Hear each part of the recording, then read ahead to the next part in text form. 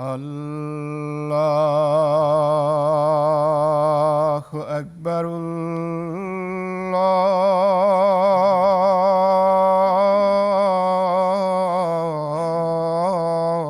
الله أكبر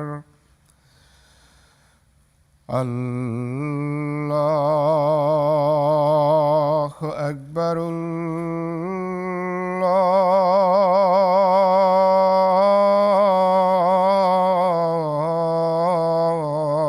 الله أكبر أشهد أن لا إله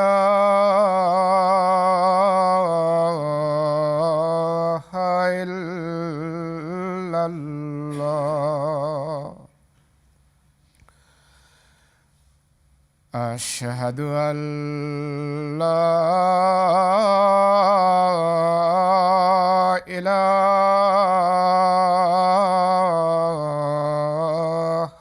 إلا الله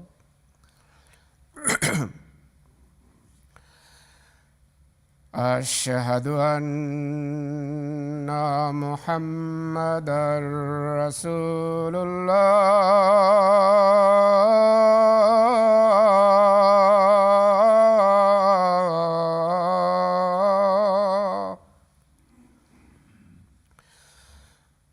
أشهد أن محمدًا رسول الله حي على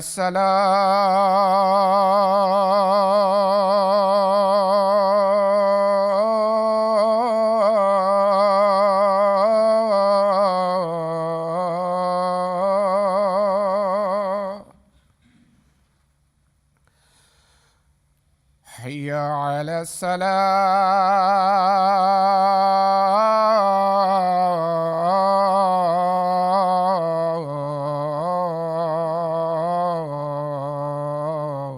الصلاة حي على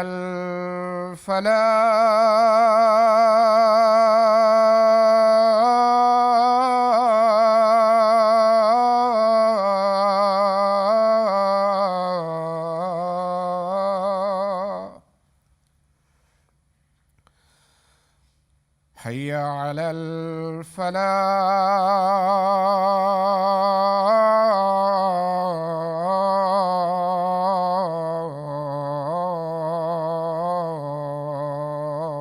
الفلاح الله أكبر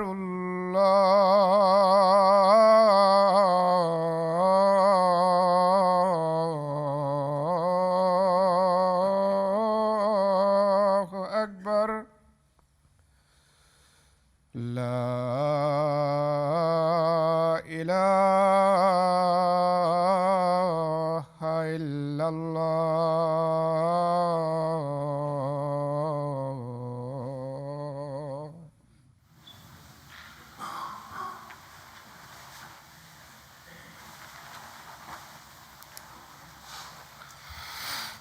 السلام علیکم ورحمۃ اللہ.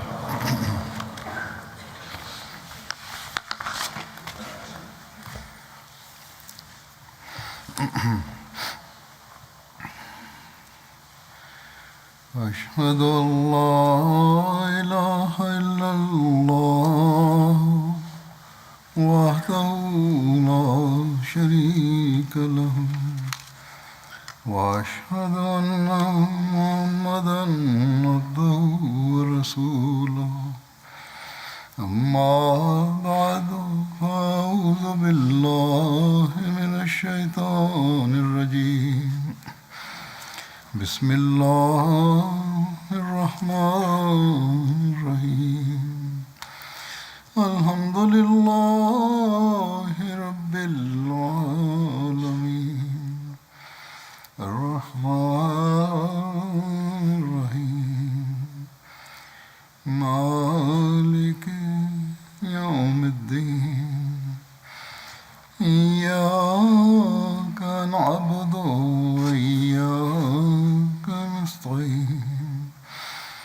اهدنا الصراط المستقيم صراط الذين أنعمت عليهم غير المغضوب عليهم ولا الضالين.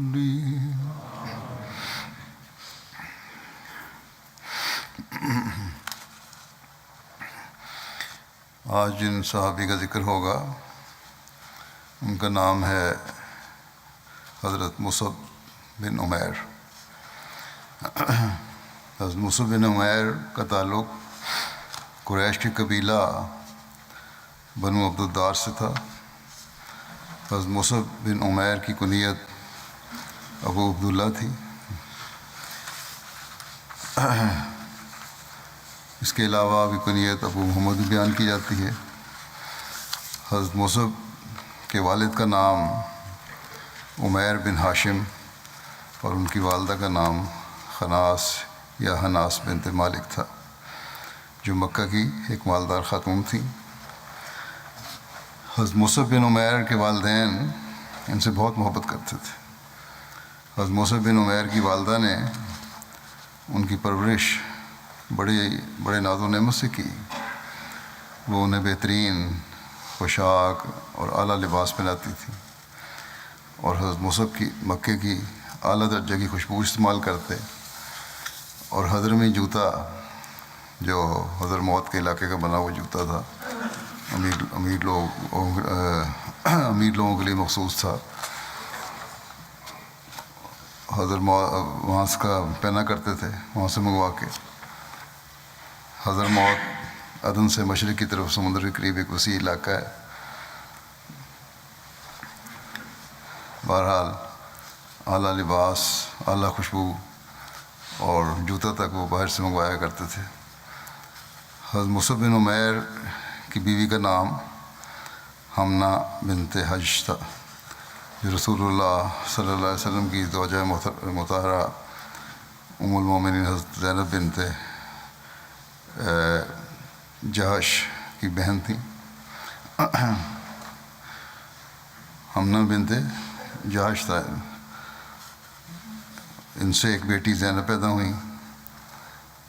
رسول اللہ صلی اللہ علیہ وسلم حضرت مصعب بن عمیر کو یاد کرتے تو فرمایا کرتے تھے کہ میں نے مصعب سے زیادہ حسین و جمیل اور ناز و نعمت اور آسائش میں پروردہ کوئی شخص نہیں دیکھا. حضرت مصعب بن عمیر جلیل القدر صحابہ میں سے تھے اور ابتدا میں ہی اسلام قبول کرنے والے سابقین میں شامل تھے.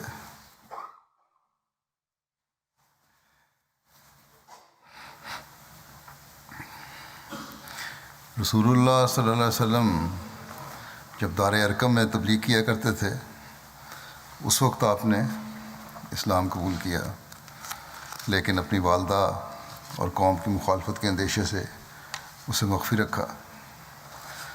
حضرت مصعب چھپ کر نبی کریم صلی اللہ علیہ وسلم کی خدمت میں حاضر ہوتے رہے. ایک دفعہ عثمان بن طلحہ نے انہیں نماز پڑھتے دیکھ لیا اور ان کے گھر والوں اور والدہ کو خبر کر دی. والدین نے ان کو قید کر دیا. آپ قید نہیں رہے یہاں تک کہ ہجرت کر کے حبشہ چلے گئے. موقع ملا ان کو، باہر آئے اور پھر ہجرت کر گئے. کچھ عرصے بعد بعض مہاجرین حبشہ سے مکہ واپس آئے تو حضرت مصعب بن عمیر بھی ان میں شامل تھے. آپ کی والدہ نے جب آپ کی حالت زار دیکھی تو آئندہ سے مخالفت ترک کر دی اور بیٹے کو اس کے حال پر چھوڑ دیا. حضرت مصعب بن عمیر کو 2 ہجرتیں کرنے کی سعادت نصیب ہوئی. آپ نے پہلے حبشہ اور بعد میں مدینہ کی طرف ہجرت کی. حضرت سعد بن ابی وقاص بیان کرتے ہیں کہ حضرت مصعب بن عمیر کو میں نے آسائش کے زمانے میں بھی دیکھا اور مسلمان ہونے کے بعد بھی اسلام کی خاطر انہوں نے اتنے دکھ جھیلے کہ میں نے دیکھا کہ ان کے جسم سے جلد اس طرح اترنے لگی تھی جیسے سانپ کی کینچری اترتی ہے اور نئی جلد آتی ہے. یہ قربانی کے ایسے ایسے معیار تھے جو حیرت انگیز ہیں. ایک روز مصعب بن عمیر رضی اللہ عنہ رسول اللہ صلی اللہ علیہ وسلم کی پاس تشریف لائے، جبکہ آپ کے صحابہ، جب آپ صلی اللہ علیہ وسلم اپنے صحابہ کے پاس بیٹھے ہوئے تھے، اس وقت حضرت مصعب کے پیوند شدہ کپڑوں میں چمڑے کی ٹاکیاں لگی ہوئی تھیں۔ کہاں تو وہ کہ اعلیٰ درجے کا لباس، اور کہاں مسلمان ہونے کے بعد یہ حالت کہ چمڑے کے پیوند لگے ہوئے تھے۔ صحابہ نے حضرت مصعب کو دیکھا تو سر جھکا لیے کہ وہ بھی حضرت مصعب بن عمیر کی تبدیلی حالت میں کوئی مدد نہیں کر سکتے تھے۔ حضرت مصعب بن عمیر نے آ کر سلام کیا، حضرت صلی اللہ علیہ وسلم نے اس کا جواب دیا اور اس کی آسن رنگ میں ثنا بیان فرمائی، پھر فرمایا کہ الحمدللہ، دنیا داروں کو ان کی دنیا نصیب ہو۔ میں نے مصعب کو اس زمانے میں دیکھا ہے، میں نے مصعب کو اس زمانے میں دیکھا ہے جب شہر مکہ میں اس سے بڑھ کر صاحب ثروت و نعمت کوئی نہ تھا۔ یہ ماں باپ کی عزیز ترین اولاد تھی، مگر خدا اور اس کے رسول کی محبت نے اسے آج اس حال تک پہنچایا ہے، اور اس نے سب کچھ خدا اور اس کی رضا کی خاطر چھوڑ دیا ہے۔ اور سعد بن ابی وقاص بیان کرتے ہیں کہ رسول اللہ صلی اللہ علیہ وسلم نے حضرت مصعب بن عمیر کو دیکھا تو ان کی ناز و نعمت والی حالت کو یاد کر کے رونے لگے، جس میں وہ رہا کرتے تھے، جو پہلی حالت تھی ان کی۔ آپ صلی اللہ علیہ وسلم کو یاد آئی کہ زمانہ کس طرح آپ قربانی کر رہے ہو۔ حضرت علی سے مروی ہے کہ ہم رسول اللہ صلی اللہ علیہ وسلم کے ساتھ مسجد میں بیٹھے ہوئے تھے کہ حضرت مصعب بن عمیر آئے، ان کے بدن پر چمڑے کی پابند لگی ہوئی ایک چادر تھی۔ جب رسول اللہ صلی اللہ علیہ وسلم نے انہیں دیکھا تو ان کی اس ناز و نعمت کو یاد کر کے رونے لگے جس میں وہ پہلے تھے اور جس حالت میں وہ اب تھے۔ پھر رسول اللہ صلی اللہ علیہ وسلم نے فرمایا، کیا حال ہوگا تمہارا اس وقت جب کہ تم میں سے ایک شخص ایک جوڑے میں صبح کرے گا تو دوسرے جوڑے میں شام کرے گا، لیکن یعنی اتنی فراخی پیدا ہو جائے گی کہ صبح شام تم کپڑے بدلا کرو گے۔ اور پھر آپ نے فرمایا کہ اس کے سامنے ایک برتن کھانے کا رکھا جائے گا تو دوسرا اٹھایا جائے گا، یعنی کھانا بھی قسم قسم کا ہوگا، اور مختلف کورسز سامنے آتے جائیں گے جس طرح آج کل رواج ہے۔ اور تم اپنے مکانوں میں ایسے ہی پردے ڈالو گے جیسا کہ کعبے پر پردہ ڈالا جاتا ہے۔ بڑے قیمتی قسم کے پردے استعمال کیے جائیں گے، بالکل آج کل کے نظارے ہیں یہ، یا اس کشائش کے نظارے جو مسلمانوں کو بعد میں ملی وہ کشائش۔ صحابہ نے عرض کیا کہ یا رسول اللہ صلی اللہ علیہ وسلم، کیا ہم اس وقت آج سے بہت اچھے ہوں گے اور عبادت کے لیے فارغ ہوں گے؟ ایسی فراخی ہوگی، ایسے حالات ہوں گے تو پھر عبادت کے لیے فارغ ہوں گے بالکل، اور محنت اور مشقت سے بچ جائیں گے؟ تو رسول اللہ صلی اللہ علیہ وسلم آیا، نہیں، بلکہ تم آج کے دن ان دنوں سے بہتر ہو، تمہاری حالت، تمہاری باتیں، تمہارے معیار اس سے بہت بلند ہیں جو بعد میں آنے والوں کو کشائش کی صورت میں ہوں گے۔ سیرت خاتم النبیین میں حضرت مرزا بشیر احمد صاحب نے حجرت حبشہ کے بارے میں لکھا ہے، اس میں کچھ میں پہلے بیان کر چکا ہوں دوسرے صحابہ کے ذکر میں، مختصر یہاں ذکر کر دیتا ہوں کہ حضرت صلی اللہ علیہ وسلم نے صلی اللہ علیہ وسلم کے فرمانے پر ماہ رجب 590 میں 11 مرد اور 4 عورتوں نے حبشہ کی طرف ہجرت کی۔ ان میں حضرت مصعب بن عمیر رضی اللہ عنہ بھی تھے۔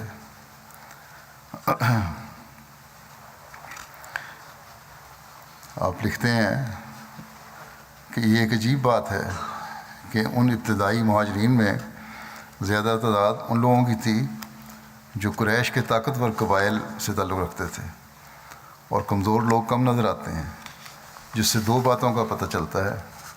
اول یہ کہ طاقتور قبائل سے تعلق رکھنے والے لوگ بھی قریش کے مظالم سے محفوظ نہ تھے۔ دوسرے یہ کہ کمزور لوگ مثلا غلام وغیرہ اس وقت ایسی کمزوری اور بے بسی کی حالت میں تھے کہ ہجرت کی بھی طاقت نہ رکھتے تھے۔ بہرحال قریش مکہ کو ان لوگوں کی ہجرت کا جب علم ہوا تو سخت برہم ہوئے کہ یہ شکار مفت میں ہمارے ہاتھ سے نکل گیا. چنانچہ انہوں نے ان مہاجرین کا پیچھا کیا، مگر جب ان کے آدمی ساحل پر پہنچے تو جہاز روانہ ہو چکا تھا اور یہ لوگ ناکام واپس لوٹے. حبشہ میں پہنچ کر مسلمانوں کو نہایت امن کی زندگی نصیب ہوئی اور خدا خدا کر کے قریش کے مظالم سے چھٹکارا ملا. بیعت عقبہ اولیٰ کے موقع پر مدینہ سے آئے ہوئے 12 افراد نے رسول اللہ صلی اللہ علیہ وسلم کے ہاتھ پر بیعت کی. جب یہ لوگ واپس مدینہ جانے لگے تو نبی کریم صلی اللہ علیہ وسلم نے حضرت مصعب بن عمیر کو ان کے ساتھ بھجوایا تاکہ وہ انہیں قرآن پڑھائیں اور اسلام کی تعلیم دیں. مدینہ میں آپ قاری اور مقری استاد کے نام سے مشہور ہو گئے.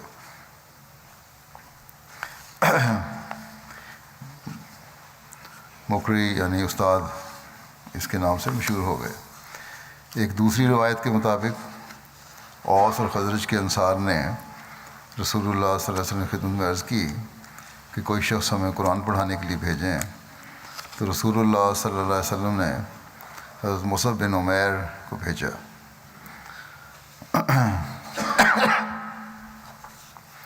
مدینے میں حضرت مصعب نے حضرت اسد بن زرارہ کے گھر قیام کیا. آپ نمازوں میں امامت کے فرائض بھی انجام دیتے تھے.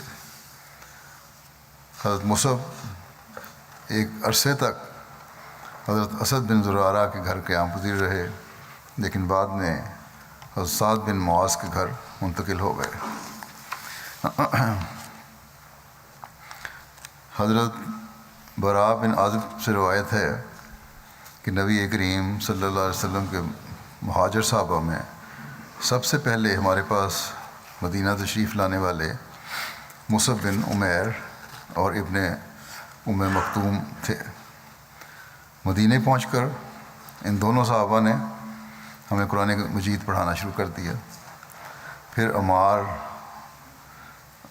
رضی اللہ عنہ، بلال رضی اللہ عنہ اور سعد رضی اللہ عنہ آئے اور حضرت عمر بن خطاب رضی اللہ عنہ 20 صحابہ کو ساتھ لے کر آئے. اس کے بعد نبی کریم صلی اللہ علیہ وسلم تشریف لائے. کہتے ہیں کہ میں نے کبھی مدینہ والوں کو اتنا خوش ہونے والا نہیں دیکھا تھا جتنا وہ نبی کریم صلی اللہ علیہ وسلم کی آمد پر خوش ہوئے تھے. بچیاں اور بچے بھی کہنے لگے تھے کہ آپ اللہ کے رسول ہیں، ہمارے یہاں تشریف لائے ہیں. سیرت خاتم النبیین میں حضرت مرزا بشیر احمد صاحب حضرت مصعب بن عمیر کے بارے میں مزید بیان کرتے ہیں کہ دار ارقم میں جو اشخاص ایمان لائے وہ بھی سابقین میں شمار ہوتے ہیں.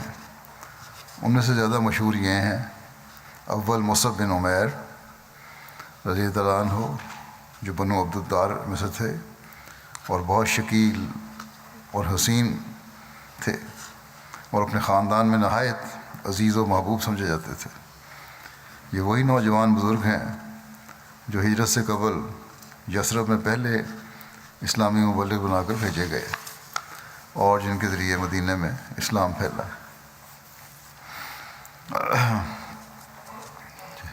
پھر ایک سیرت کتاب میں لکھا ہے کہ حضرت مصعب بن عمیر مدینہ میں پہلے شخص تھے جنہوں نے ہجرت سے قبل جمعہ پڑھایا.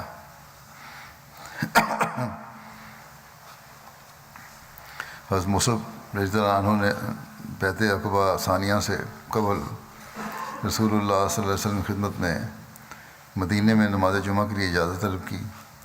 حضور صلی اللہ علیہ وسلم نے اجازت دی.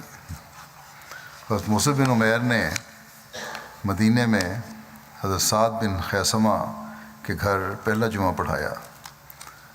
اس میں مدینہ کے 12 افراد شامل ہوئے. اس موقع پر انہوں نے ایک بکری ذبح کی.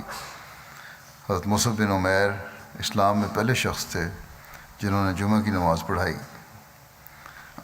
لیکن ایک روایت دوسری بھی ہے جس کے مطابق حضرت ابو امامہ اسد بن زرارہ تھے جنہوں نے مدینہ میں پہلا جمعہ پڑھایا۔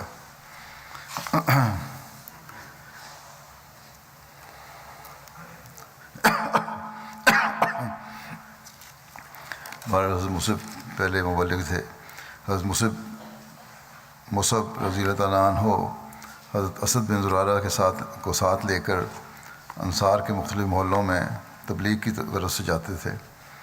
حضرت مصعب کی تبلیغ سے بہت سے صحابہ مسلمان ہوئے، جن میں کبائر صحابہ سے مثلاً حضرت سعد بن معاذ، حضرت عباد بن بشر، حضرت محمد بن مسلمہ، حضرت اسید بن حضیر وغیرہ شامل تھے۔ حضرت مصعب کی تبلیغی وسائی اور کوششوں کا ذکر کرتے ہوئے حضرت مرزا بشیر احمد صاحب نے یوں بیان فرمایا ہے کہ مکے سے رخصت ہوتے ہوئے ان 12 نو مسلمین نے درخواست کی کہ کوئی اسلامی مولوی ہمارے ساتھ بھیجا جاوے جو ہمیں اسلام کی تعلیم دے اور ہمارے مشرک بھائیوں کو اسلام کی تبلیغ کرے۔ آپ صلی اللہ علیہ وسلم نے مصعب بن عمیر کو، جو قبیلہ عبدالدار کے ایک نہایت مخلص نوجوان تھے، ان کے ساتھ روانہ کر دیا۔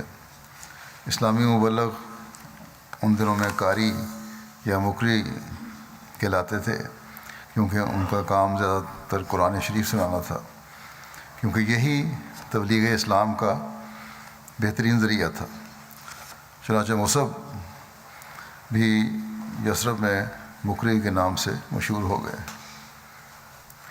مصعب رضی اللہ تعالیٰ عنہ نے مدینہ پہنچ کر اسد بن زرارہ کے مکان پر قیام کیا، جو مدینہ میں سب سے پہلے مسلمان تھے اور ویسے بھی ایک نہایت مخلص اور بااثر بزرگ تھے، اور اسی مکان کو اپنا تبلیغی مرکز بنایا اور اپنے فرائض کی ادائیگی میں ہمتاً مصروف ہو گئے۔ اور چونکہ مدینہ میں مسلمانوں کو اجتماعی زندگی نصیب تھی اور تھی بھی نسبتاً امن کی زندگی، اس لیے اسد بن زرارہ کی تجویز پر حضرت صلی اللہ علیہ وسلم نے مصعب بن عمیر کو جمعہ کی نماز کی ہدایت فرمائی۔ اس طرح مسلمانوں کی اشتراکی زندگی کا آغاز ہو گیا، اور اللہ تعالیٰ کا ایسا فضل ہوا کہ تھوڑے ہی عرصے میں مدینہ میں گھر گھر اسلام کا چرچا ہونے لگا، اور اوس اور خزرج بڑی صورت کے ساتھ مسلمان ہونے شروع ہو گئے۔ بعض صورتوں میں تو ایک قبیلے کا قبیلہ ایک دن میں ہی سب کا سب مسلمان ہو گیا۔ چنانچہ بنو عبد الاشل کا قبیلہ بھی اسی طرح ایک ہی وقت میں اکٹھا مسلمان ہوا تھا۔ یہ قبیلہ انصار کے مشہور قبیلہ اوس کا ایک ممتاز حصہ تھا، اور اس کے رئیس کا نام سعد بن معاذ تھا، جو صرف قبیلہ بنو عبد الاشل کے ہی رئیس اعظم نہ تھے، بلکہ قبیلہ اوس کے سردار بھی تھے۔ جب مدینہ میں اسلام کا چرچا ہوا تو سعد بن معاذ کو یہ برا معلوم ہوا، اور انہوں نے اسے روکنا چاہا۔ یہ اسلام لانے سے پہلے سعد بن معاذ بڑے مخالف تھے، مگر اسد بن زرارہ سے ان کے بہت قریب کی رشتہ داری تھی، یعنی وہ ایک دوسرے کے خالہ زاد بھائی تھے، اور اسد مسلمان ہو چکے تھے۔ اس لیے سعد بن معاذ خود براہ راست دخل دیتے ہوئے رکتے تھے کہ کوئی بدمزگی پیدا نہ ہو جائے۔ لہذا انہوں نے اپنے ایک دوسرے رشتہ دار اسید بن الحضیر سے کہا کہ اسد بن زرارہ کی وجہ سے مجھے تو کچھ حجاب ہے، مگر مسلمان ہو گیا ہے اور اس کے ہاں سے تبلیغ کا ساتھ بھی دے رہا ہے، مگر تم جا کر مصعب کو روک دو، بجائے اسد بن زرارہ کو روکنے کے حضرت مصعب کو روک دو کہ ہمارے لوگوں میں یہ بے دینی نہ پھیلائیں، اور اسد سے بھی کہہ دو کہ یہ طریقہ اچھا نہیں ہے۔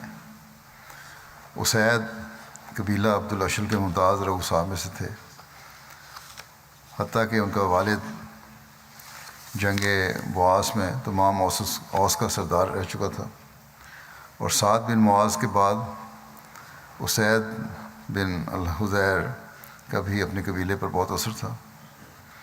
چنانچہ سعد کے کہنے پر وہ مصعب بن عمیر اور اسد بن زرارہ کے پاس گئے اور مصعب سے مخاطب ہو کر غصے کے لہجے میں کہا کہ تم کیوں ہمارے آدمی کو بے دین کرتے پھرتے ہو؟ اس سے باز آ جاؤ ورنہ اچھا نہیں ہوگا۔ بیشتر اس کے کہ مصعب کو جواب دیتے، اسد نے آہستگی سے مصعب سے کہا کہ یہ اپنے قبیلے کے ایک بااثر رئیس ہیں، ان سے بہت نرمی اور محبت سے بات کرنا۔ چنانچہ مصعب نے بڑے ادب اور محبت کے رنگ میں اسید سے کہا، اب ناراض نہ ہوں، بلکہ مہربانی فرما کر تھوڑی دیر تشریف رکھیں اور ٹھنڈے دل سے ہماری بات سن لیں اور اس کے بعد کوئی رائے قائم کریں۔ اسید اس بات کو مقبول سمجھ کر بیٹھ گئے، سعید فطرت تھے، اور مصعب نے انہیں قرآن شریف سنایا اور بڑی محبت کے پیرائے میں اسلامی تعلیم سے آگاہ کیا۔ اسید پر اتنا اثر ہوا کہ وہیں مسلمان ہو گئے اور پھر کہنے لگے کہ میرے پیچھے ایک ایسا شخص ہے کہ جو اگر ایمان لے آیا تو ہمارا سارا قبیلہ مسلمان ہو جائے گا، تم ٹھہرو میں اسے بھی یہاں بھیجتا ہوں۔ یہ کہہ کر اسید اٹھ کر چلے گئے اور کسی بہانے سے سعد بن معاذ کو مصعب بن عمیر اور اسد بن زرارہ کی طرف بھیجا۔ سعد بن معاذ آئے اور بڑے غضبناک ہو کر اسد بن زرارہ سے کہنے لگے کہ دیکھو اسد، تم اپنی قرابت داری کا ناجائز فائدہ اٹھا رہے ہو اور یہ ٹھیک نہیں ہے۔ ابھی میں چپ ہوں رشتہ داری کی وجہ سے، لیکن ناجائز فائدہ نہ اٹھاؤ۔ اس پر مصعب نے اسی طرح نرمی اور محبت کے ساتھ ان کو ٹھنڈا کیا جیسے پہلے کو کیا تھا، اور کہا کہ آپ ذرا تھوڑی دیر تشریف رکھ کر میری بات سن لیں اور پھر اگر اس میں کوئی چیز قابل اعتراض ہو تو بے شک رد کر دیں۔ سعد نے کہا ہاں یہ مطالبہ تو بڑا معقول ہے، اور اپنا نیزہ ٹیک کر بیٹھ گئے، اور مصعب نے اسی طرح پہلے قرآن شریف کی تلاوت کی، پھر اپنے دلکش رنگ میں اسلامی اصول کی تشریح کی۔ ابھی زیادہ دیر نہ گزری تھی کہ یہ بت پیرام تھا، یعنی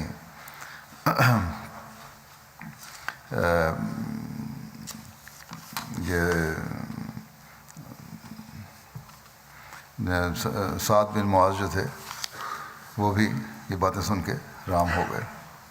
چنانچہ سعد نے مصنون طریق پر غسل کر کے کلمہ شہادت پڑھ دیا، اور پھر اس کے بعد سعد بن معاذ اور اسید بن الحضیر دونوں مل کر اپنے قبیلے والوں کی طرف گئے، اور سعد نے ان سے مخصوص عربی انداز میں پوچھا کہ اے بنی عبد الاشل، تم مجھے کیسا جانتے ہو؟ سب نے یک زبان ہو کر کہا کہ آپ ہمارے سردار اور سردار ابن سردار ہیں، اور آپ کی بات پر ہمیں کامل اعتماد ہے۔ سعد نے کہا تو پھر میرے ساتھ تمہارا کوئی تعلق نہیں جب تک تم اللہ اور اس کے رسول پر ایمان نہ لاؤ۔ اس کے بعد سعد نے انہیں اسلام کے اصول سمجھائے، اور ابھی اس دن پر شام نہیں آئی تھی کہ تمام قبیلہ مسلمان ہو گیا، اور سعد رضی اللہ عنہ اور اسید نے خود اپنے ہاتھ سے اپنی قوم کے بت نکال کر توڑے۔ سعد بن معاذ رضی اللہ عنہ اور اسید بن الحضیر جو اس دن مسلمان ہوئے، دونوں چوٹی کے صحابہ میں شمار ہوتے ہیں، اور انصار میں تو بشیر صاحب لکھتے ہیں کہ انصار میں تو لاریب ان کا بہت ہی بلند پایا تھا، کوئی شک نہیں اس میں، بہت بلند تھے۔ بالخصوص سعد بن معاذ کو تو انصار مدینہ میں وہ پوزیشن حاصل ہوئی جو مہاجرین مکہ میں حضرت ابوبکر کو حاصل تھی۔ یہ نوجوان نہایت درجہ مخلص، نہایت درجہ وفادار، اور اسلام اور بانی اسلام کا ایک نہایت جانصار عاشق نکلا، اور چونکہ وہ اپنے قبیلے کا رئیس اعظم بھی تھا اور نہایت ذہین تھا، اسلام میں اسے پوزیشن حاصل ہوئی جو صرف خاص بلکہ اخص صحابہ کو حاصل تھی۔ اور زبشیر ہم سے لکھتے ہیں کہ لا ریب اس کی جوانی کی موت پر حضرت صلی اللہ علیہ وسلم کا یہ ارشاد کہ سعد کی موت پر تو رحمان کا عرش بھی حرکت میں آ گیا ہے، ایک گہری صداقت پر مبنی تھا۔ غرض اس طرح صورت کے ساتھ اوس اور خزرج میں اسلام پھیلتا گیا۔ یہود خوف بھری آنکھوں کے ساتھ یہ نظارے دیکھتے تھے اور دل ہی دل میں یہ کہتے تھے کہ خدا جانے یہ کیا ہونے والا ہے۔ حضرت مصعب رضی اللہ عنہ کی تبلیغ سے بہت سے افراد مسلمان ہوئے۔ آپ سن 1390 میں حج کے موقع پر مدینے سے 70 انصار کا وفد لے کر مکہ روانہ ہوئے۔ اس کا ذکر کرتے ہوئے سیرت خاتم النبیین میں بھی مختلف روایتوں سے لے کر حضرت مرزا بشیر احمد صاحب نے تعریف فرمایا ہے کہ اگلے سال یعنی 1390 کے ماہ ذوالحجہ میں حج کے موقع پر اوس اور خزرج کے کئی 100 آدمی مکے میں آئے۔ ان میں 70 شخص ایسے شامل تھے جو یا تو مسلمان ہو چکے تھے اور یا مسلمان ہونا چاہتے تھے، اور حضرت صلی اللہ علیہ وسلم سے ملنے کے لیے مکہ آئے تھے۔ مصعب بن عمیر بھی ان کے ساتھ تھے۔ مصعب کی ماں زندہ تھی اور گو مشرکہ تھی، مگر ان سے بہت محبت کرتی تھی۔ جب اسے ان کے آنے کی خبر ملی تو اس نے ان کو کہلا بھیجا کہ پہلے مجھ سے آ کر مل جاؤ، پھر کہیں دوسری جگہ جانا۔ مصعب نے جواب دیا کہ میں ابھی تک رسول اللہ صلی اللہ علیہ وسلم سے نہیں ملا، آپ صلی اللہ علیہ وسلم سے مل کر پھر آپ کے پاس آؤں گا۔ چنانچہ وہ حضرت صلی اللہ علیہ وسلم کے پاس حاضر ہوئے اور آپ صلی اللہ علیہ وسلم سے مل کر اور ضروری حالات عرض کر کے پھر اپنی ماں کے پاس گئے۔ وہ بہت یہ بات سن کے یہ دیکھ کر کہ مجھے ملنے نہیں آئے پہلے، بڑی جلی بھنی بیٹھی تھی اور ان کو دیکھ کر بہت روئی، بڑا شکوہ کیا۔ مصعب نے کہا ماں، میں تم سے ایک بڑی اچھی بات کہتا ہوں جو تمہارے واسطے بہت ہی مفید ہے اور سارے جھگڑوں کا فیصلہ ہو جاتا ہے۔ اس نے کہا وہ کیا ہے؟ مصعب نے آہستہ سے جواب دیا کہ بس یہی کہ بت پرستی ترک کر کے مسلمان ہو جاؤ اور حضرت صلی اللہ علیہ وسلم پر ایمان لے آؤ۔ وہ پکی مشرکہ تھی۔ وہ سنتے ہی اس نے شور مچا دیا کہ مجھے ستاروں کی قسم ہے میں تمہارے دین میں کبھی داخل نہ ہوں گی، اور اپنے رشتہ داروں کو اشارہ کیا کہ مصعب کو پکڑ کر قید کر لیں، مگر وہ بھاگ کر نکل گئے۔ بس مصعب بن عمیر کے ذکر میں مزید ابھی ذکر بھی ہے، جاری رہے گا، لیکن کیونکہ آج 2 جنازے غائب ہیں جو پڑھاؤں گا، اس لیے ان کے ذکر بھی کرنا ہے۔ یہاں میں حضرت مصعب کا ذکر ختم کرتا ہوں، انشاءاللہ آئندہ خطبے میں بیان ہوگا۔ جو جنازے پڑھانے ہیں ان میں سے ایک ہیں مکرم ملک منور احمد جاوید صاحب، مکرم ملک مظفر احمد صاحب، جو 22 فروری کو 84 سال کی عمر میں وفات پا گئے۔ انا للہ و انا الیہ راجعون۔ ان کو ایک عرصے سے جگر کی تکلیف تھی، جس کی وجہ سے 10 دن طاہر ہاٹ میں زیر علاج رہنے کے بعد آپ خالق حقیقی کے حضور حاضر ہو گئے۔ مرحوم موسی تھے۔ پسماندگان میں اہلیہ کے علاوہ 4 بیٹے اور 2 بیٹیاں ہیں۔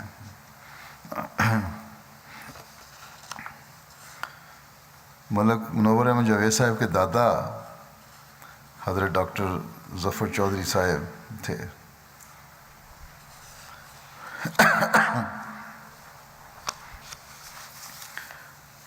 اور ان کے نانا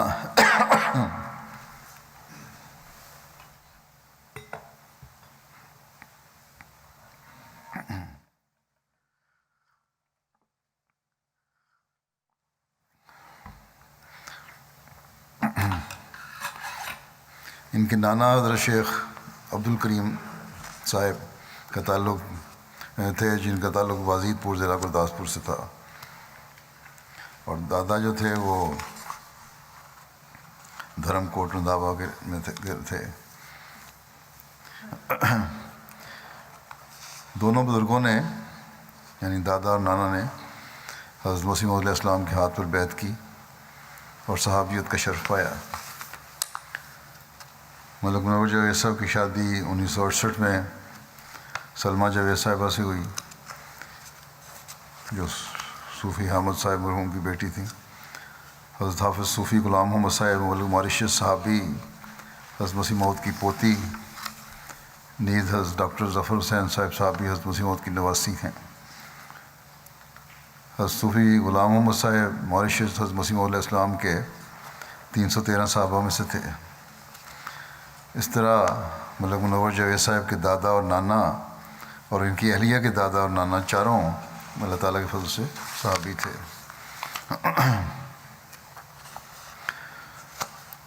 اپنے زندگی وقف کرنے کے بارے میں ذکر کرتے ہوئے ملک صاحب نے ایک موقع پہ کہا کہ وقف کی توجہ مجھے اس طرح پیدا ہوئی کہ جب میں 1982 کے انصار اللہ کے اجتماع میں اس خلیفہ مسیح رابع کی تقریر سن رہا تھا،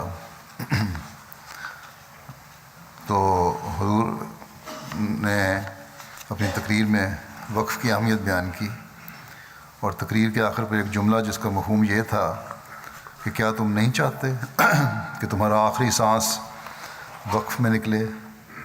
کہتے ہیں یہ فقرہ جو تھا یہ میرے لیے ایک ٹرننگ پوائنٹ تھا۔ میں سوچتا رہا کہ کیا میں بھی وقف کر سکوں گا۔ بہرحال اس کے بعد انہوں نے اپنے آپ کو وقف کے لیے پیش کرنے کا فیصلہ کیا، اور 10 اگست 1983 کو انہوں نے حضرت خلیفہ مسیح رابع کی خدمت میں وقف زندگی کی درخواست کی، جس پر حضور رحمہ اللہ نے 18 اگست 1983 کو آپ کا وقف منظور فرمایا، اور وقف منظور فرماتے ہوئے یہ ارشاد فرمایا کہ آپ اپنا کام سمیٹ کر بے شک آ جائیں۔ اس وقت یہ اپنا کاروبار بھی کرتے تھے۔ حضرت خلیفہ مسیح رابع نے 28 اگست 1983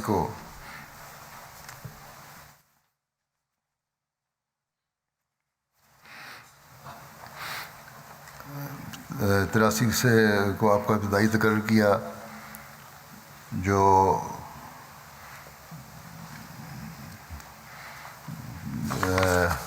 وکالت صنعت تجارت میں تھا۔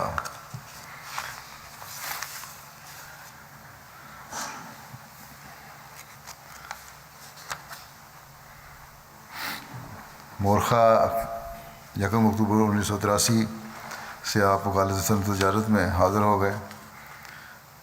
وقف سے قبل آپ نے ابتدائی 16 سال سیکریٹریٹ حکومت پنجاب میں سروس کی۔ اس کے بعد تقریباً 10 سال ذاتی کاروبار کرتے رہے۔ نومبر 1983 میں آپ مینیجر رسالہ ریویو آف ریلیجن مقرر ہوئے۔ 84 میں معاون ناظر ضیافت مقرر ہوئے۔ 20 اپریل 1987 سے جولائی 2016 تک بطور نائب ناظر ضیافت فرائض ادا کرنے کی توفیق ملی۔ 1990 میں کمیٹی کفالت یکسودامہ کے جب قائم ہوئے کفالت یکسودامہ کی کمیٹی، تو اس کے پہلے سیکرٹری مقرر ہوئے، اور قریباً 20 سال تک اس خدمت کی توفیق ملی آپ کو۔ خدام الاحمدیہ پاکستان میں 1968 سے 1977 تک مجلس خدام الاحمدیہ میں بطور قائد ضلع اور علاقہ لاہور رہے، اور یہ تقریباً 10 سال کا عرصہ خدمت کا بنتا ہے۔ انصار اللہ میں 84 سے لے کے 14 تک ان کو خدمت کا موقع ملا۔ 84 سے 14 تک 31 سال تک انصار اللہ پاکستان میں قائد تحریک جدید، قائد تربیت اور قائد اشاعت، اور پھر یہ آخری 5 سال صدر مجلس انصار اللہ، نائب صدر مجلس انصار اللہ پاکستان خدمت کی توفیق ملی۔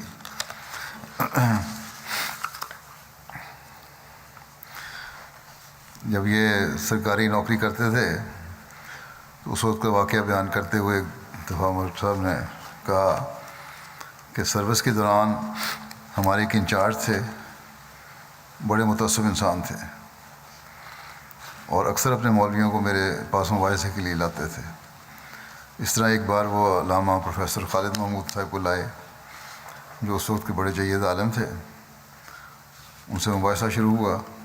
جب ان سے ان عالم صاحب سے کوئی بات نہ بن پڑی تو انہوں نے غصے میں گالیاں دینا شروع کر دیں، جو طریقہ ہے عام مولویوں کا۔ تو کہتے ہیں کہ میرے جو افسر تھے انچارج، وہ ڈر گئے کہیں معاملہ خراب ہی نہ ہو جائے۔ اس پر ان علامہ صاحب نے میرے انچارج کو، جن کا نام عبد الرحمٰن تھا، ان کو حوصلہ دینے کے لیے کہا کہ یہ مولوی صاحب کے الفاظ بڑے ہیں ایسے جو دل سے یہ یقین رکھتے ہیں کہ تعلق اللہ تعالیٰ کے ساتھ ہیں جماعت کے افراد کا۔ کہتے ہیں مولانا صاحب کہ ان لوگوں نے خدا، رسول اور کتاب یعنی کلام الہی پر اتنے ظلم کیے کہ اللہ ان کو ہلاک کر دیتا۔ یعنی کہ اللہ تعالیٰ پر، رسول پر اور قرآن کریم پر اتنے ظلم کیے ہیں احمدیوں نے کہ اللہ تعالیٰ ان کو ہلاک کر دیتا۔ لیکن کیوں ہلاک نہیں کیا؟ یہ ہر بار اس وجہ سے بچتے ہیں۔ مولانا صاحب کہنے لگے بچ جاتے ہیں۔ یہ کیوں بچ جاتے ہیں؟ کیونکہ یہ اپنی نمازوں میں خوب روتے ہیں۔ تو میں نے کہا کہ ملک صاحب کہتے ہیں، میں نے انہوں نے کہا علامہ صاحب یہ بات آپ مجھ کی لکھ کے دے دیں۔ کہنے لگے کیوں؟ پنجابی میں کہنے لگے کہ آج میں لکھ دوں تو کل تسی اخبار بھی چھپا دو گے۔ تو مطلب یہی ہے کہ یہ ان کو تسلیم کرنا پڑا کہ احمدیوں کی گریہ وزاری جو ہے وہ ان کے ہر وقت کام آتی ہے، اور اللہ تعالیٰ ان کی سنتا ہے۔ اس کے باوجود کہ ہم غلط ہیں، پھر بھی یہ یقین ہے کہ اللہ تعالیٰ ہماری سنتا ہے۔ اللہ تعالیٰ ان لوگوں کی آنکھیں بھی کھولے، اور جو قوم کو انہوں نے غلط راستے پہ ڈالا ہوا ہے، غلط رہنمائی کر رہے ہیں، اللہ تعالیٰ قوم کو ان کے دجل اور فریبوں سے بھی بچائے۔ معاون ناظر ضیافت ہیں ہمارے اسامہ اظہر صاحب۔ کہتے ہیں کہ ملک منور میں جاوید صاحب اعلیٰ درجے کی انسانی صلاحیتوں کے مالک تھے۔ راتوں کو اٹھ کر دار و ضیافت کا چکر لگاتے، کارکنوں سے جائزہ لیتے اور موسم کے مطابق ان کے لیے چائے اور انڈوں وغیرہ کا انتظام کرواتے۔ کارکنان دار و ضیافت سے ان کا بہت محبت، شفقت اور ہمدردی کا سلوک تھا۔ ہر کارکن کے گھریلو حالات سے باخبر رہتے اور خاموشی سے ہر ممکن مالی مدد بھی کرتے۔ ان کے داماد ہیں ندیم صاحب، کہتے ہیں اور بھانجے بھی ہیں کہ ملک صاحب نے ایک دفعہ ان کو کہا، ایک تو پہلی بات یہ ہے کہ مجھے ہمیشہ نمازوں کی تحریک کرتے اور خلافت سے محبت اور خدمت دین کی تلقین کرتے رہتے تھے۔ کہتے ہیں ایک دفعہ انہوں نے مجھے بتایا کہ ریٹائرمنٹ کے بعد ایک دن میں نے فیصلہ کیا کہ چونکہ میں ریٹائر ہو گیا ہوں، اس لیے توئی چندوں کو نصف کر دیتا ہوں۔ آمد جو ہے وہ الاؤنس سب کم ہو گیا، لہذا میں نے اپنے وعدہ جات کی لسٹ بنائی اور سو گیا۔ رات کو کہتے ہیں میں نے خواب میں دیکھا کہ اللہ تعالیٰ میرے پاس آیا ہے اور اللہ تعالیٰ نے کہا کہ میں عالم کون کا خدا ہوں، سنا ہے کہ تم نے اپنے چندے آدھے کر دیے ہیں، آؤ میں تمہیں اپنی کائنات کی سیر کراؤں۔ لہٰذا اللہ نے مجھے اپنے پہاڑ دکھائے، جنگل، وادیاں، دریا اور باغات دکھائے خواب میں، اور کہا کہ جب سب کا میں مالک ہوں تو تمہیں کس بات کی فکر۔ کہتے ہیں اتنے یہاں تک یہ بات سنی میں نے اور میری آنکھ کھل گئی، اور میں نے جو چندے آدھے کرنے کا فیصلہ کیا تھا وہ ترک کر دیا اور اپنے باقاعدہ اس طرح چندے ادا کرنے شروع کر دیے۔ ان کی بیگم بتاتی ہیں کہ وقف زندگی سے پہلے جب یہ کاروبار کیا کرتے تھے تو بہت سی رقم جیب میں ڈال کر چادر اوڑھ کر صدیوں کی راتوں کو سڑک پر نکل جایا کرتے تھے، اور کہتے تھے اس وقت ضرورت مند ملے گا تو وہ حقیقت میں بہت ضرورت مند ہوگا، لہذا ایک بار ایک آدمی کھڑا تھا کہ بہت پریشان تھا، اور اس نے بتایا کہ اس کی والدہ بہت سخت بیمار ہے اور اس کے پاس پیسے نہیں ہیں. انہوں نے وہ سارے پیسے اس کو دے دیے اور واپس گھر آ گئے. معاون ناظر ضیافت ہیں آصف مجید صاحب ربی ہیں، کہتے ہیں کہ بعض دفعہ رش زیادہ ہونے کی صورت میں مہمانوں کو رہائش کی مشکلات پیش آتی تھیں، اور بعض مہمان تو سر عام اور دفتر میں آ کر بھی بعض دفعہ سخت جملے اور الفاظ کہہ دیتے تھے، مگر مرحوم بڑی خندہ پیشانی سے تمام بات سنتے، اور بعض دفعہ تو کہتے میں نے انہیں ہاتھ جوڑ کر معافی مانگتے ہوئے دیکھا ہے. تو مرحوم جن مہمانوں سے معافی مانگ رہے ہوتے ان میں سے بعض ان کے بچوں کی عمر کے بھی ہوتے تھے. ایک دفعہ میں نے مہمانوں کے جانے کے بعد اظہار کیا کہ ملک صاحب مجھے بہت تکلیف ہوئی ہے کہ آپ نے اس بچے سے ہاتھ جوڑ کر معافی مانگی ہے. تو کہنے لگے تمہیں کیوں تکلیف ہوئی ہے، ہاتھ تو میں نے جوڑے ہیں، تم نے نہیں. اور یاد رکھو کہ جس کے یہ مہمان ہیں یعنی حضرت مسیح علیہ السلام، وہ تو مہمانوں کو منانے کے لیے ننگے پاؤں بھاگ کر مہمانوں کو راضی کر کے واپس لائے تھے. پھر آصف صاحب کہتے ہیں کہ ایک دفعہ خاکسار ان کے دفتر میں بیٹھا ہوا تھا، انہوں نے ایک واقعہ سنایا کہ ایک دن ایک بزرگ بہت غصے سے میرے دفتر میں داخل ہوئے اور پنجابی میں ملک صاحب سے مخاطب ہو کر کہا کہ تم ملک منور جاوید ہو، تم ہی ملک منور جاوید ہیں. ملک صاحب کہنے لگے کہ میں ہی ملک منور جاوید ہوں. تو بزرگ مہمان مخاطب ہوئے اور کہنے لگے پنجابی میں کہ تیرے پیو کا لنگر کھانا ہے، تمہارے باپ کا ہی لنگر کھانا ہے. ملک صاحب نے جواب دیا کہ نہیں بابا جی، یہ تو حضرت مسیح علیہ السلام کا لنگر کھانا ہے، میرے اور آپ کے مشترکہ باپ کا لنگر کھانا ہے. یہ جواب سن کے وہ بزرگ مطمئن ہو گئے اور بڑے آرام سے اور محبت سے اپنا معاملہ بیان کیا اور چلے گئے. بعض دفعہ مہمان بھی زیادتی کر جاتے ہیں، مجھے بھی شکایتیں آتی ہیں کہ جی زار و ضیافت میں یہ سلوک ہوا وہ سلوک ہوا، لیکن تحقیق کرو تو پتہ لگتا ہے کہ مہمانوں میں بھی صبر نہیں ہے. ٹھیک ہے، ہمیں ان کی عزت کرنی چاہیے ہمارے شعبے کو، لیکن مہمانوں کو بھی چاہیے کہ اعلیٰ اخلاق کا مظاہرہ کریں، اور جب ایسی صورتحال ہو بعض دفعہ تو انتظامیہ سے تعاون کرنے کی کوشش کیا کریں. بہرحال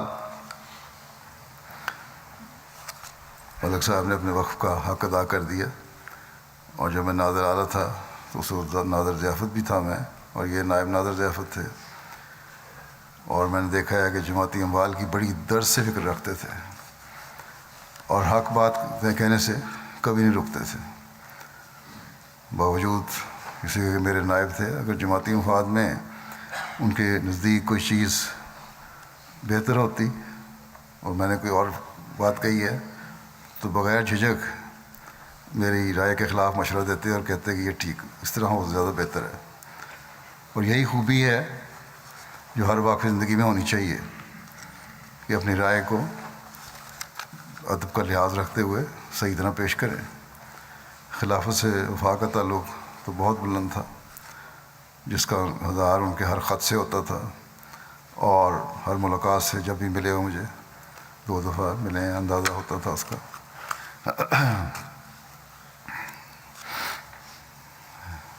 اللہ تعالیٰ ان سے رحم اور مغفرت کا سلوک فرمائے، ان کے درجات بلند فرمائے، ان کے بیوی اور بچوں کو صبر اور حوصلہ بھی عطا فرمائے، اور ان کی نیکیاں جاری رکھنے کی ان لوگوں کو توفیق بھی عطا فرمائے.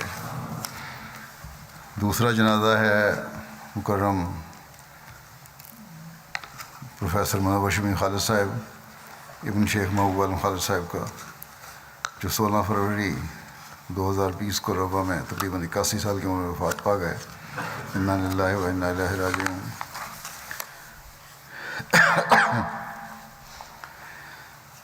جیسا کہ میں نے کہا ان کے والد شیخ محبوب عالم خالد صاحب تھے، جو پہلے ٹی آئی کالج میں پروفیسر تھے، پھر حسقی مسیح ثالث نے ان کو ناظر بیت المال آمد بنایا. بڑا لمبا عرصہ ناظر بیت المال آمد رہے. پھر صدر حسن احمدیہ کا تقرر کیا حسقی مسیح رابع نے ان کا. یہ شمیم خالد صاحب ان کے سب سے بڑے بیٹے تھے. ان کے پسماندگان میں ان کی اہلیہ ثانی شاہدہ منور شمیم صاحب ہیں، اور پہلی اہلیہ سے جو وفات پا گئی ہیں، ان کا ایک بیٹا ہے خالد انور صاحب جو کینیڈا میں ہیں۔ 1964 میں حضرت خلیفہ مسیح ثالث جب پرنسپل تھے کالج کے اور صدر حسن احمدیہ بھی تھے، اس وقت انہوں نے منور شمیم خالد صاحب کا نکاح مسجد مبارک میں پڑھایا تھا، اور اس موقع پر حضرت مرزا ناصر احمد صاحب خلیفہ مسیح ثالث نے یہ فکرہ کہا کہ پروفیسر منور شمیم خالد جو میرے گہرے دوست پروفیسر محبوب عالم خالد صاحب کے بیٹے ہیں، مجھے اپنے بیٹوں کی طرح عزیز ہیں۔ بہت تعلق تھا خلیفہ مسیح ثالث کا ان کے والد صاحب کے ساتھ بھی۔ مجلس انصار اللہ مرکزیہ پاکستان میں ان کا خدمات کا سلسلہ 28 سال پر محیط ہے۔ جب تک کالج نیشنلائز نہیں ہوئے، یہ کالج میں ٹی آئی کالج میں رہے پروفیسر، اس کے بعد نیشنلائز ہونے کے بعد بھی میرا خیال ہے ان کا زیادہ عرصہ ربا کے کالج میں گزرا۔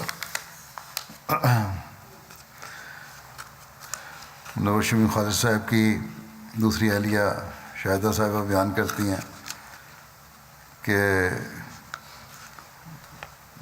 یہ تو میں نے بتا دیا کہ وہ محبوب عالم خالد صاحب کے بیٹے تھے، اور ان کے دادا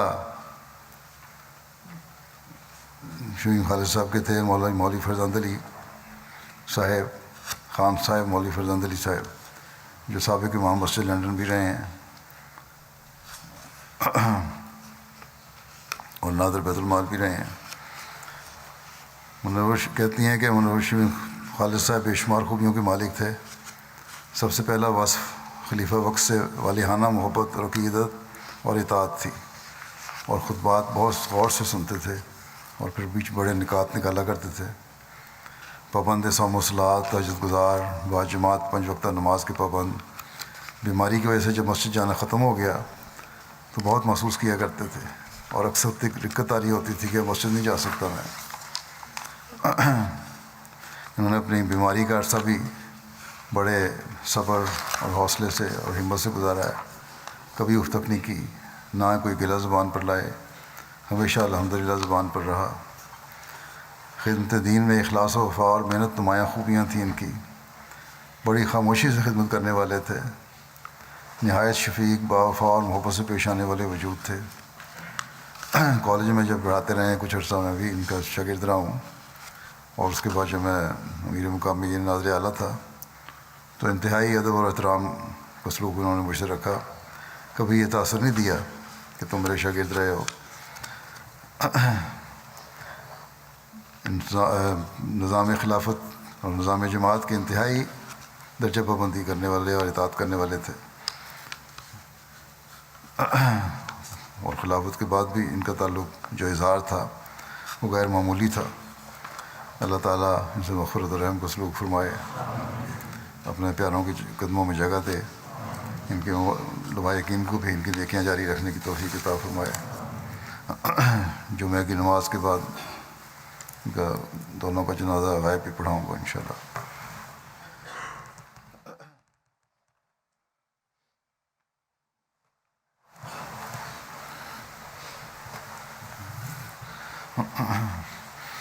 الحمد لله نحمده ونستعينه ونستغفره ونؤمن به ونتوكل عليه ونعوذ بالله من شرور أنفسنا ومن سيئات أعمالنا من يهده الله فلا مضل له ومن يضلل فلا هادي له ونشهد أن لا إله إلا الله ونشهد أن محمدا عبده ورسوله عباد الله رحمكم الله إن الله يأمر بالعدل والإحسان وإيتاء ذي القربى وينهى عن الفحشاء والمنكر والبغي يعظكم لعلكم تذكرون اذكروا الله يذكركم وادعوه يستجب لكم ولذكر الله أكبر